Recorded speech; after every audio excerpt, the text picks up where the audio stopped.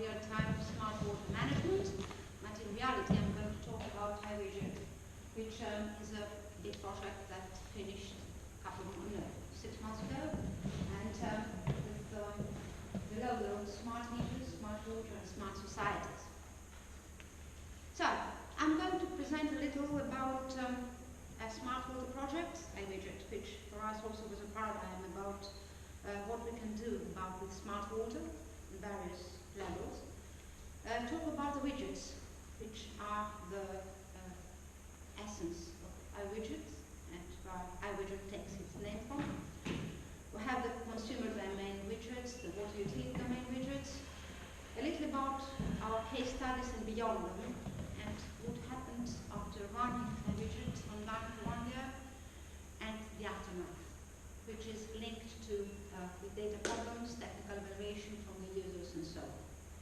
So it was like a posteriori, to go to the previous presentation, of assessment of what does it mean to deploy a smart meter project in real people and get their feedback, which is another good thing. So let me tell about iWidget, what it is. It was a collaborative 3-year EU project from 2012 to 2015, and with a total budget of 5 million, the grant was for 3.4. And the aim of iWidget was to advance knowledge and understanding about smart meter technologies. Hence our logo, smart meters, smart water and smart societies. We wanted to develop novel, robust, practical and cost-effective methodologies and tools to manage urban water demand. And the important thing is we wanted to do it household-centered for the utilities. In order to reduce wastage, by improving utility understanding of end user demand, and by reducing customer water and energy costs. That was our ambition, the water and energy cost, because we were very, very interested in the links between water consumption and energy consumption in the same household. We know that on average in the EU, about 18% of the energy consumption in the household is linked to water, hot water and so on. In some countries it's even more, it goes up to 30 or 40%, so it makes sense that if we try to reduce water consumption, we also go down to reducing energy consumption and vice versa. So in short, iWidget had the following parts. Sorry? It was one part that had to do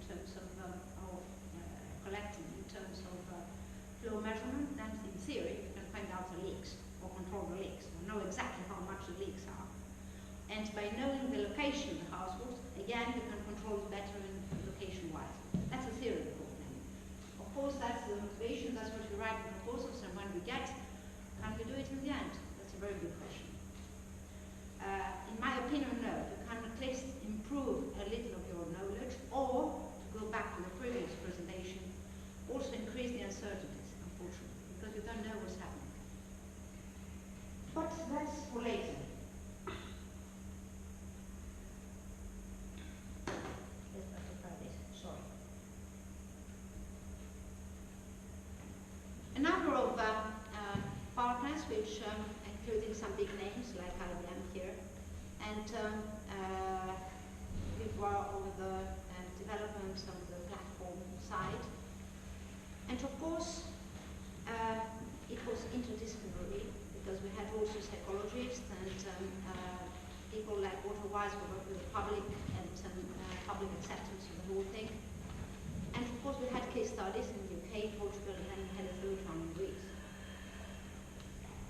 And the research challenges were the main scientific challenges were the management and extraction of useful information from vast amounts of high resolution consumption data, development of customized intervention and awareness campaigns to influence behavioral change, and the integration of the widgets in a set of decision support tools or widgets for water utilities and consumers applicable in different local conditions. Now, that was another thing that we were thinking to split down all we did in terms of solutions, ICT solutions, is small bits and parts of software that would be mixed like toolboxes and take different combinations of those widgets as needed. And that was the main approach. We had, if I remember right, the design about 48 widgets, small bits of software doing different things and all of them collected in the same platform. Some of them were for water utilities, some were for the households. It means that they went back to the household to see what they were doing as feedback to the consumer. And so they were split in two domains, the customer domain and the utility domain. So it was, we were investigating how best to provide the dynamic, accurate measurement and data transfer of useful information about end user water consumption, how best to use the consumption data to improve the operation of the utilities, which the utilities were interested, and influence end users to modify their behavior. That's an interesting thing. When IBM joined the consortium, they said we're very interested in the widgets which we are going to develop for the water utilities. We're not so much interested in the widgets that we're going to develop from the consumer side.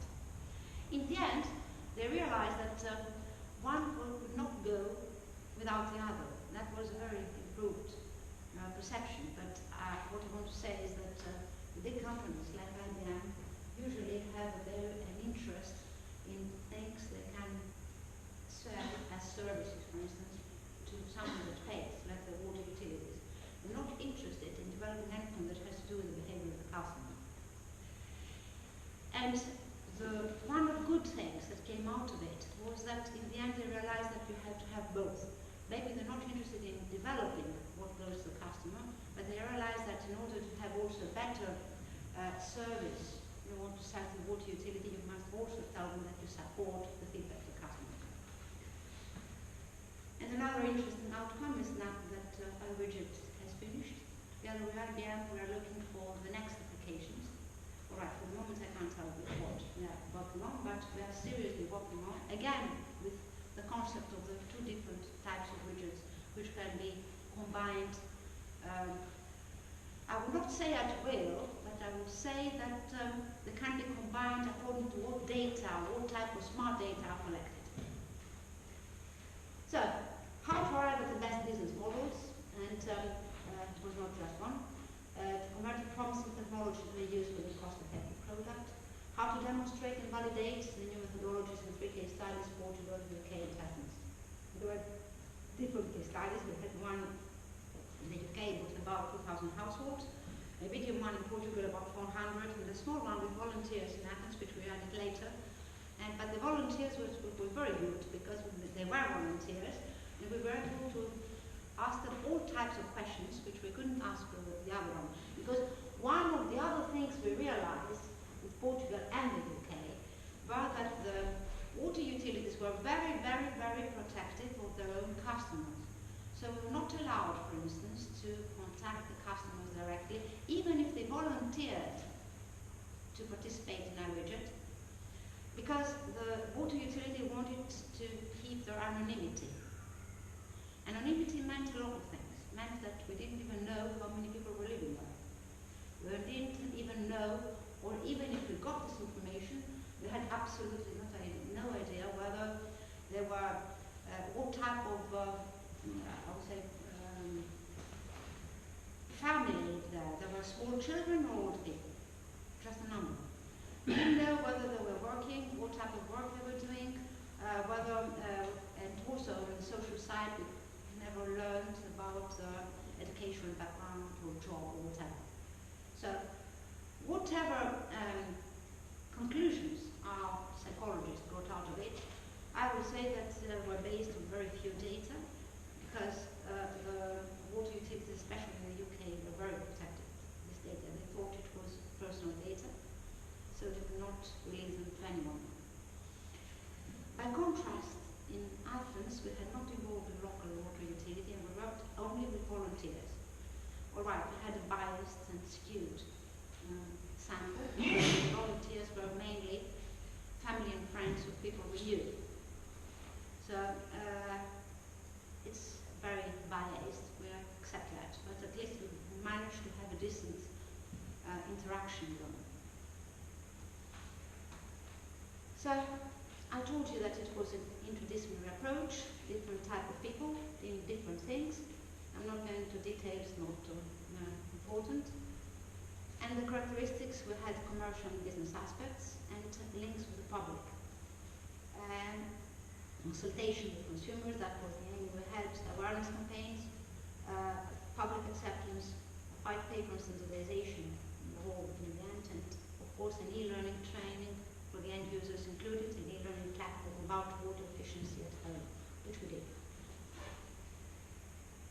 That was a few, and because we had a Portuguese case study, we had to translate everything, all the information in Portuguese. That's another thing, when you contact with smart water consumers.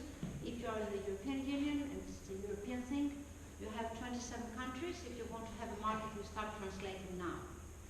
In our project, we had to translate in 3 languages. I mean, all right, we wrote the first in English, and then we had to translate in Portuguese and in Greek. And it's not that easy, because we realized in the Portuguese translation, for instance, again, we had the water utility. And the water utility went through each and every dashboard and screen that was to be shown to the consumers, and came back with endless remarks that they should use this word instead of the other word, and this is not the same thing in Portugal, it has double meaning, and you have to have this font or the other font or whatever. And we realized that translating, especially when a water utility is involved, is not as easy as it seems. I mean, we had Portuguese partners, of course, and it was not the difficulty in the language. It was the difficulty in acceptance of the what you translated in order to be understood with the consumer. That was another big lesson. And of course, the iWidget was part of the cluster, the ICT for Water cluster that Andrea told you. We started with 5 projects. One was iWidget, the second was WaterBee, for which Gabrielle is going to talk to you about it later, and 3 other projects. And then we had 5 more. We have Smart H2O, which joined in the 2nd generation, and others. And the 10 of us first started the cluster. The next year we had another 5, one of them widest added, became 15. Now I think, because we add projects, we are at 19, latest count. Because we are the ICT for Water cluster, and although I brag about it, because Gabrielle and I and another person in the Netherlands were the 3 people leading this cluster, so we brag about what we do, but we are fast becoming the most, I would say, specialized and wide cluster of EU projects with over 155 partners, organizations, that at latest count, that have to do and work in the big domain of ICT and water. And it's a very good thing, because we exchange knowledge and we do further things, but Gabrielle is going to talk to you a little more about it. So let me get on with iWidget. So the iWidgets, all the widgets, what are they? We started with use cases, a very simple approach. We didn't want to do everything, because we wanted to break down the problem of smart water management and the interactions in the utilities in very small bits, like bytes. So, the use cases are a series of related interactions between the user and the tool that enables the users to achieve a goal. It was using a software tool to see water consumption during month, week, year, that's a tool, that's a widget. Using a different widget to see what your neighbor is doing is another widget. Using a software, for instance, to see what you're going to pay next month, that's a third widget, and so on and so forth. So we broke down the possible use cases that any consumer might have, or an idealized application that would show him everything he would like to know about the water at home and energy, and broke it down to small widgets. And then we designed it.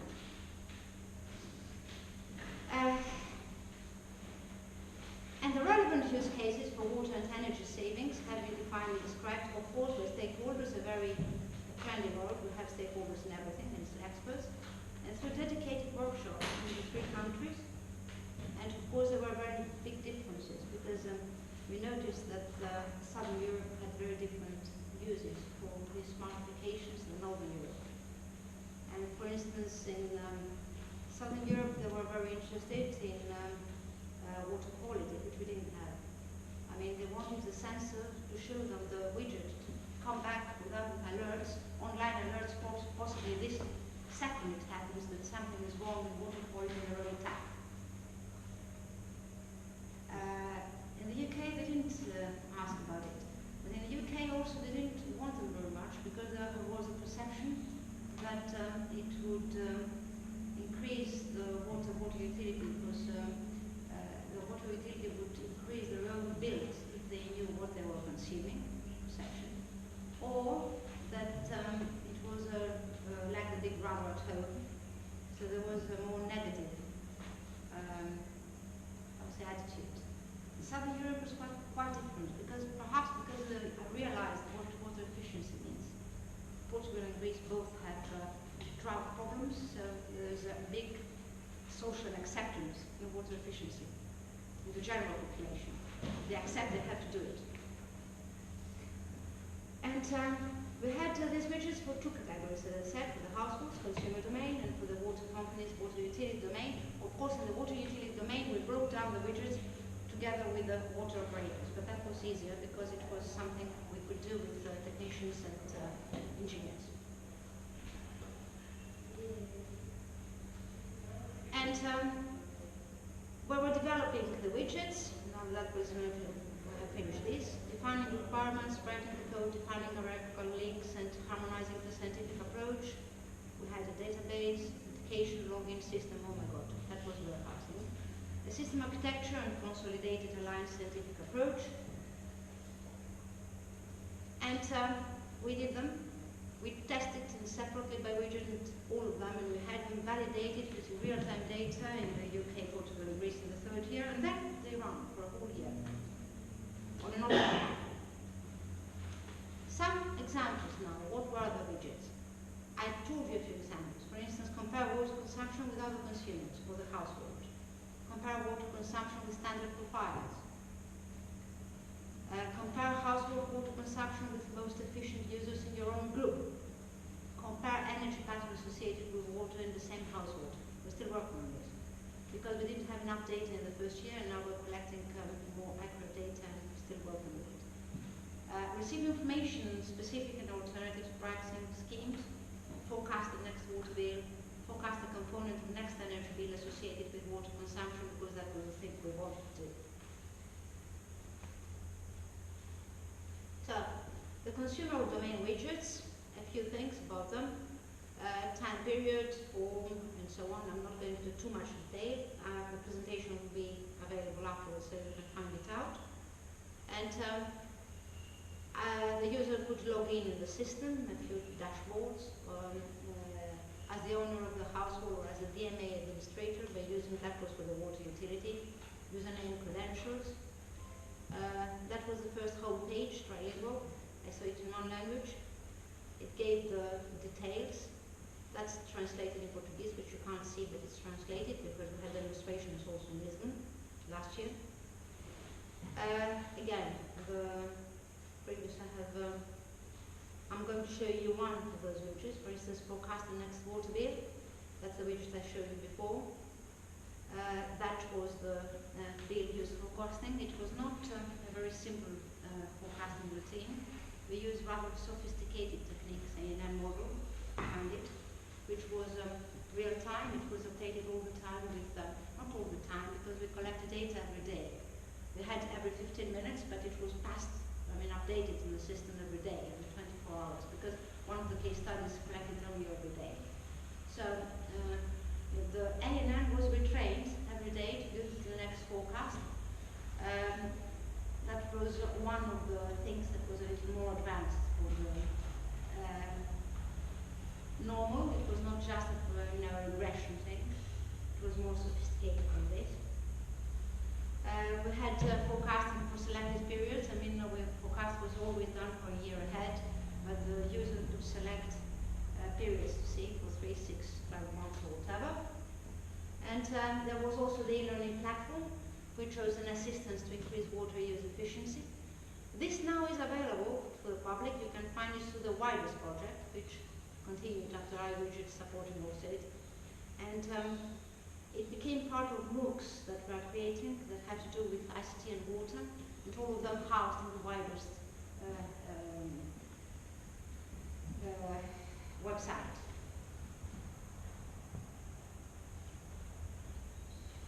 There were also, that's for the utility now widgets, monitor consumption at DMA level, comparing it, and some water utility domain widgets. That was a very different dashboard, as you can see.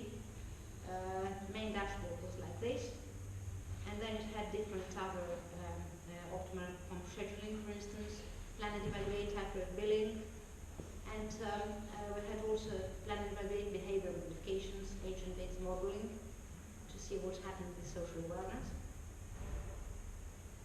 And then we ran it for 1 year in 3 case studies, and that's what I want to talk about a little. We started in September 2014, running for 1 year after we had developed it. 3 case studies of which I told you all the details, so I'm not going back.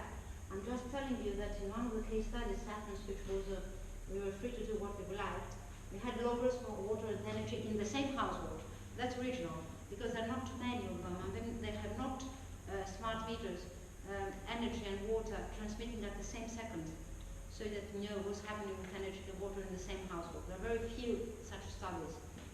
And that's why I'm interested in this. We're collecting this now through WIDERS for a 2nd year, and we'll finish the collection by the end of October, and after that we're going to make this data set of water and energy, real data collected from real households, available to the community, academic community, for research, because there are not many such data sets existing. So we're collecting, it will be released, because now we're collecting, I estimate, by early November. 2 years, time series. Might be useful to someone. Not many, because we didn't work with something didn't work and so on. I think it's 11 cases, transmitting every 15 minutes, but even it's better than nothing. And I don't think this type of data sets exist.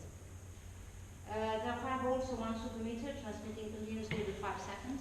For comparison, that means that one of the loggers of the houses of the 11 cases has also the supermeter there. So we were comparing the two, and it is useful for research.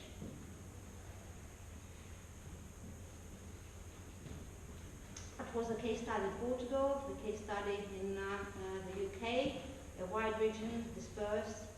In Portugal we had 3 DMAs, and a case study in Greece, which were again dispersed in different parts of the city, in different households, with garden, without a garden, and so on, block flats, detached houses, combinations. The characteristics we don't know very much, and that was the basic structure of the installation of the smart meters, especially when we had the energy. That was the bus and double. So data concentrated at the same time, and transmissions left the area. So that you know what's happening.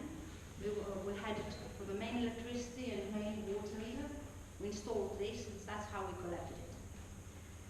I hope it will be useful to someone when it's being released. Photos. That was the combination with the SCADA system in Portugal.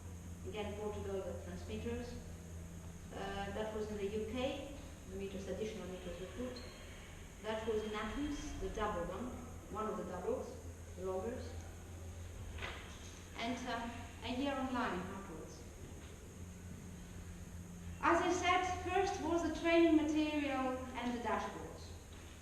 We produced it in Portuguese and in English. We didn't produce the training material in Greek because the people in Greece that had as volunteers, all of them spoke English. But we translated the dashboard. Why? Because they wanted also to show we were a bit families. We came in contact with one of them, but there were other members of the family that wanted to see it, not necessarily speaking English. So that's why we translated the dashboard, not the training material. And also for the training material for this, we had specialized psychologists. A psychologist specializing in, I would say, environmental and social behavior having to do with environmental issues, offering advice. The testing and improvements continued throughout the year. There was a lack of cooperation with energy provider, which is not surprising in Portugal. We didn't manage to do anything. We had focus groups and raising awareness in all the case studies.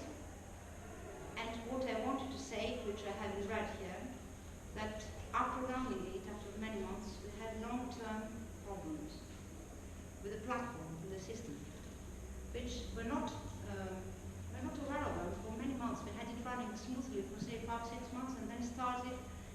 One day I remember that I had from the people watching it, what's happening, I was project manager in this, it's slowing down, the whole system. It's very slow now. So we didn't know why, and it turned out that it was some sort of configuration, and 3 of them from 3 different organizations involved in the development of iWidget came together and started thinking and trying and experimenting how to fix it. In the end, they came to me back after 3 or 4 days triumphant and said, oh, we found out why. This was something that had to do with the Python thing, some Python configuration which none of them had ever thought before that it would happen, and they managed in the end to fix it. What I did after it is to tell them to write down a technical paper about it before people get what they did. And we have it also, you can find it, it's open out of the iWidget website, because it might help the future. It's one of the big data issues that you run something, you test it. If you have too much data, at first it looks like working, you make all the tests, and then after many months you can start having problems, and you don't know initially what they're about. So it needs some extra care. We kept detailed diaries of the activities of the case studies and running of the system. All of them, the diaries and such things are on the web, on the iWidget website. You can download them, the whole report. And we had a byproduct out of it, Waterville. I mean, Andrea used it, I think, Waterville too, in the last year. It was a synthetic water use data tool available to all the cluster projects, ICT for Water and the public. And you can still use it, because at the beginning we didn't have enough data to test the system, and so real data, so we wanted to create artificial data. And that's where HR Wallingford, one of the partners, came with the idea of Waterville. And what they did was they produced a synthetic domestic water consumption data simulator. You log in, it's free for everyone to use, you log in, they give you a username and password. You can create your own simulated domestic data, which is not worth as real data. Don't estimate anything about it. They look real, but of course it's from I would say synthetic statistical distribution. But what you can do with it is test software with huge amounts of data before going online, which sometimes is very, very useful. So again, we hope that someone will make use of it. We know that a couple of projects have already done this and used it for testing, and but don't even think of doing statisticals of what's the mean or whatever. It's just synthetic. But it's very good for as a benchmark. I mean, I have a software. I want to measure how fast it is or how it can improve speed. That's very good for it.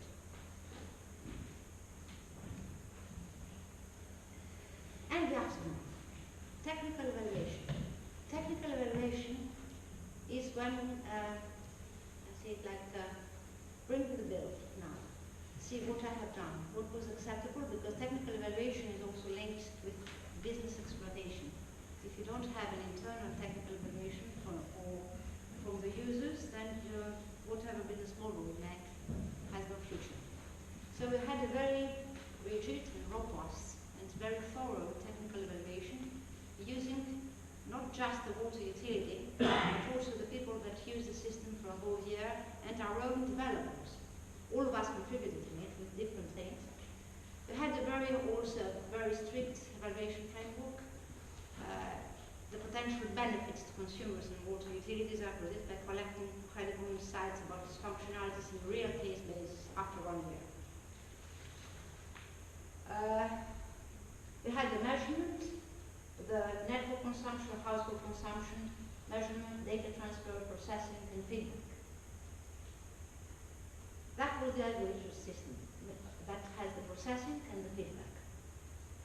And of course we had evaluation framework, understanding the behavior change, and again, determine the associated value proposition here for the household. The values created by the use of water, smart metering and data, and corresponds to capabilities or knowledge that potentially delivers benefits. And that was the framework, the target audience, the project team, the case studies, evaluation methods, and so on. We are rather proud of the work we did here. We had was a lot of detailed and broken down like the widgets and various things which needed to be evaluated. So we had functional online tests, non-functional, usability inquiries, user communication, and so on, with the project team, with the case studies, and different groups. I don't expect you to read all these things, but we had possible sellers, we had an opt-in recruitment, we had Southern Water in the UK opt-out recruitment. That's a difference, because opt-in means that the consumer decides whether they want to join the widget as evaluators. In the Southern Water we had the opposite. They were already in and they could opt out. It was to measure the difference between the two. And of course in Athens we had the volunteers, which were the best. So it was a very different approach and different evaluation. That's what we wanted to do with the online platform, context factors, and online feedback. Again, I don't expect you to read all those things. Let's go to what they liked and what they didn't like. That's a well-known representation. We can see that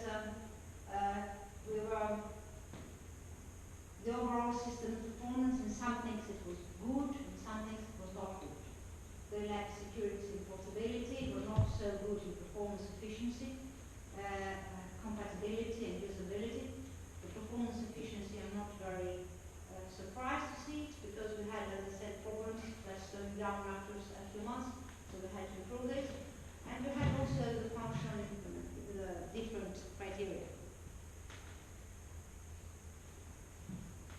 So, the iWidget system was developed with a distributed and open architecture by different partners. That was very important because we had to combine everything. And this fact can be associated with the values we obtained in some criteria, which were not very good. And an important goal was achieved to define and test several uses of water smart metering data. Because it was broken down in different widgets, we had a different technical evaluation for each widget. So we were able, in the end, to find out which of the functionalities, not in general, but which of the functionalities were more useful either to the consumers or to the water utilities. And that was a guide of what are the most useful widgets developed in the future, for instance, for mobile apps.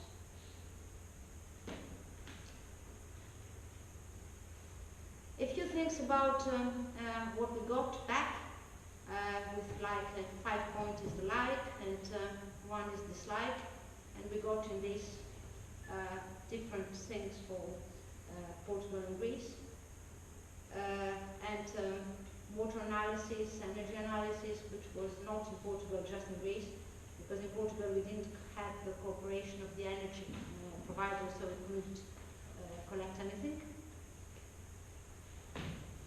Good and bad things, and the results in conclusion. What they liked was obtaining water consumption data, understand water consumption. That was very important because they didn't understand it, what's happening, they didn't know how much. Also, the utilities wanted to obtain water consumption and related energy consumption data. They like that. And understand water consumption again, there were utilities now, and understand energy associated with water consumption utilities. We're talking energy in the utilities, not for the consumers, the energy, their own energy, which was the important thing for pump scheduling, for instance. The water utilities could see the energy they consumed because we had it was from their own meters, so we could combine it. The problem with the water and energy was at the household, where we had different emissions. But the interest in the links between water and energy was very, very high in both the water utility and the consumers. And I suppose this interlinkage or nexus approach between water and energy is something that will be the future. I see in my mind the future of smart water meters at home being combined with smart energy meters, and hopefully in the future collected in one go, in one, I would say, data collection platform to be used together. That's hopefully it will happen. I don't know how soon, because we have different energy providers and water providers in most cases. There are very, very few cases where we have the same energy provider with the water provider. There are a few, dispersed a lot in Europe, but very, very few, less than 1%. And unless this increases, the combined data collection doesn't have a future, I think. And it's a type of data collection, smart data collection, that should have a future, because it's beneficial both for energy efficiency and water efficiency. So the most immediate perceived values in the supply side to reflect pure water value in a social manner, to enhance system operation maintenance, to manage demand and to manage water and energy losses.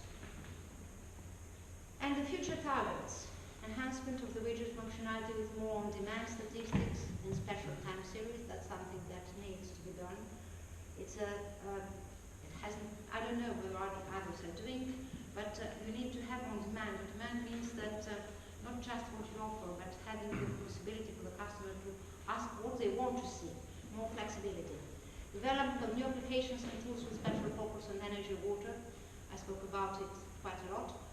Use of the actual profile information, which they are using for the online form, which is not allowed at the moment. Development of methodology for pre-processing of raw data. Better treatment of missing and erroneous values. That's another big, big, big problem with smart meters. You put them there, you think they work, they don't work well all the time, because it's big data, because there are too many data coming in the same server, you can't even follow it or know what's happening. So you need to develop a very, very robust and rigorous signal processing procedure, I would say, not even routine, it's a whole procedure, because it needs cross-certification and cross-checking and checking of previous values and so on. Sophisticated routines, which it's one of the problems with the big data. This signal processing becomes a major issue in big data. So, improvement of algorithms, efficiency and performance, I told you about it, and a little that sometimes what works at the beginning, after a while doesn't work. We have to apply it for a long time. And adjust application, look and feel, social research minded. A little about the efficiency and the performance. There is the perception that if you, not perception, that's reality, if you have huge computations, the best way to deal with it is to use web-based cloud technologies, parallel processing. You should be aware that you cannot do it many times with smart meters, because there are legal requirements in some countries that do not not allow the data that comes from water go to the web or the cloud at all, because it theoretically cannot leave their own ground, national territory. And that poses problems, because you're going to have legal problems. I don't know what they have in their own ideas, but the thing is that this legislation exists at the moment. So for some countries, you don't, if you want to use smart meters and do this processing, the cloud is out. That's another challenge, specifically for water. It may change, it may not change in the future, because I think it's based on some, I would say, outdated perceptions about security, which are really outdated, but doesn't mean that because we engineers understand this, doesn't mean that legislation which can't understand it as well, all the conditions. So it will take some time. Excuse me, can you be more specific in which Very specific. One country, Portugal, for instance, you cannot use the cloud to process water data. They cannot leave the country. And you cannot leave the country. No, so it has to be hosted in the server. Yeah, but you can have a server, for example, in Portugal, and then... Yeah, you can have a server in Portugal, but in terms of the, I mean, if you have the platform, web-based platform, the platform will have the software there, it asks the data from Portugal and returns it. So it's a different design. I'm very specific, Portugal. I don't know other countries, but with Portugal we know it's the problem. Oh, I'm curious about the idea. Sorry? I'm thinking about, like, there are many softwares, like, not only with smart meters, but also, like, the ones that process the inflows to the network, for example, Kakadu and other softwares. And I think that those software are being used in Portugal. I don't know how they do it. They have the... I'm not an expert on Portuguese legislation. I was told this. So I'm afraid you need to ask some Portuguese legal, I don't know, expert to explain to you the restrictions or the regulations or whatever they have. Sorry, I can't answer it. I just know the problem.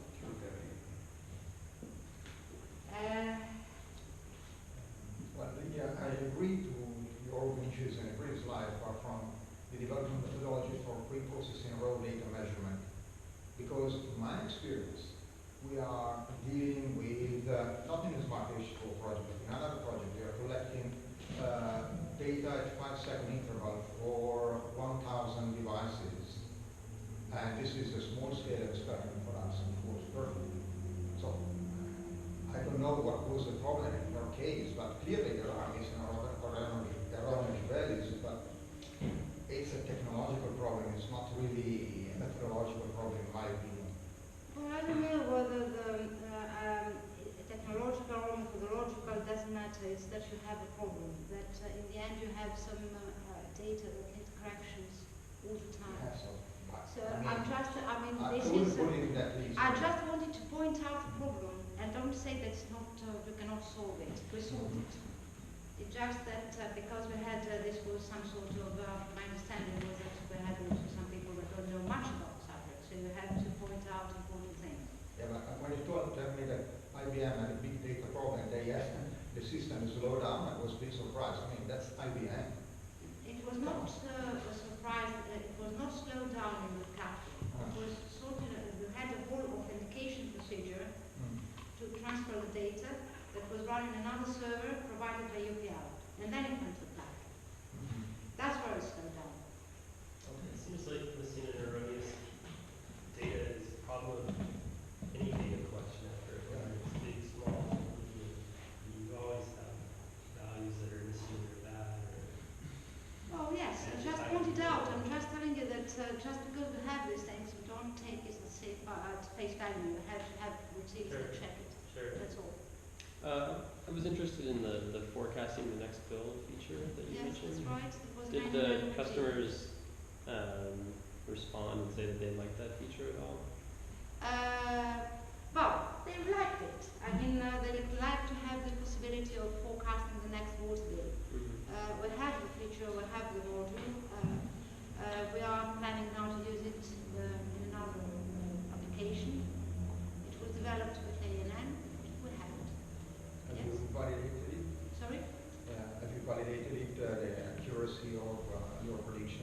respect to the actual Well, data? we had about validated for the periods we could, with 3 months and 6 months. Beyond that, no. But but now that we're going to collect and make public the data for the 2 years, which we have 2 years time series, I suppose that it can be validated again. And in the case of the Southern Water case study, you had a platform too there. Sorry? You had a platform, I mean the users could access the platform. We collected the data there, and it went to a server which was housed by UPL, as I told you, and then transferred to the server with authentication and security and the rest, then transferred to IBM platform. But the end users could not access their data on a web-based platform, so they weren't interacting with the system. From the server, it's split in two. One went for the utilities to the platform for IBM, and the other one went back to another, I would say, software platform for the utilities, which was housed in NTVA, because it was the household utilities. Because my question was, have you had any problem in involving users in the adoption of a specific platform? That was not the case in your project. No, they didn't know where it went. Okay. They didn't have any option or any knowledge in the background of what was happening to their own Okay. data. They I just logged see. in. They didn't know who was doing the processing or where it was done. The household widget was in NTVA, National Technical University of Athens. The water utility widget was at the platform IBM, and both of them went to the server. The household widgets went to the server of UPL. And well, that was the architecture, and it was open, it was expandable. We could plug in widgets at will and take them out, and that was the whole, I would say, way we designed it in order to be able to do this work.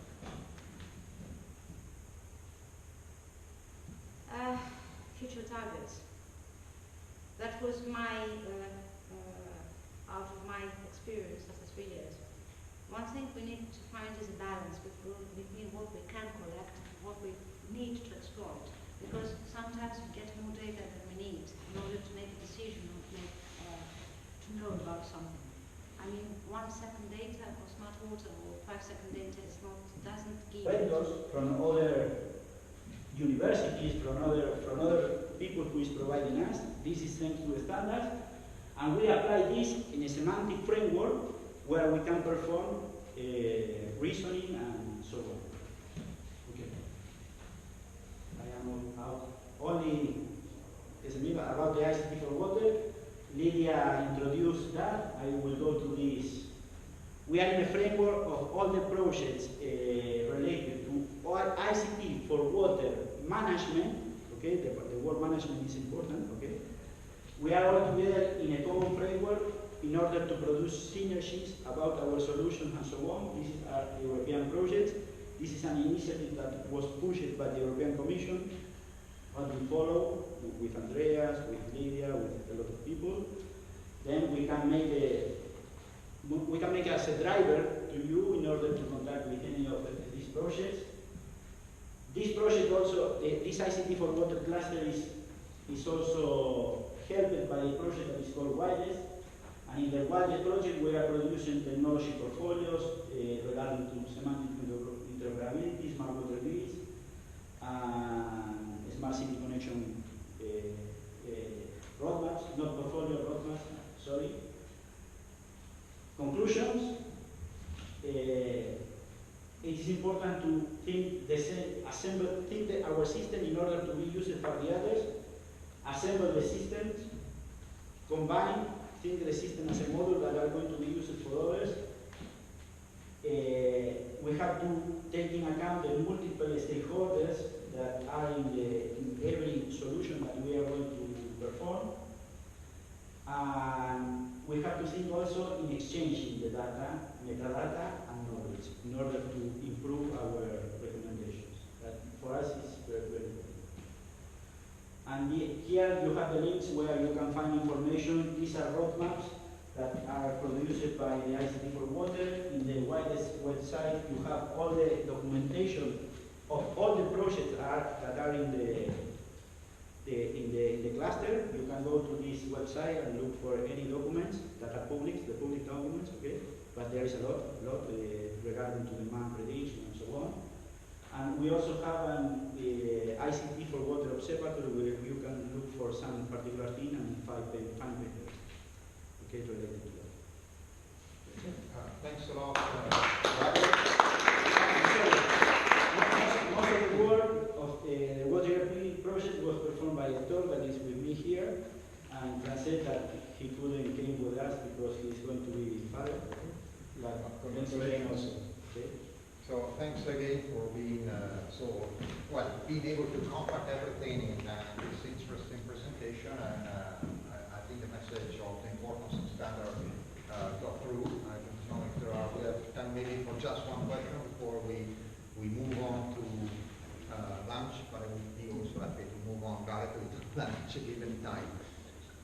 An interesting question as we can then talk later with Gabriel that is with us. Thanks again.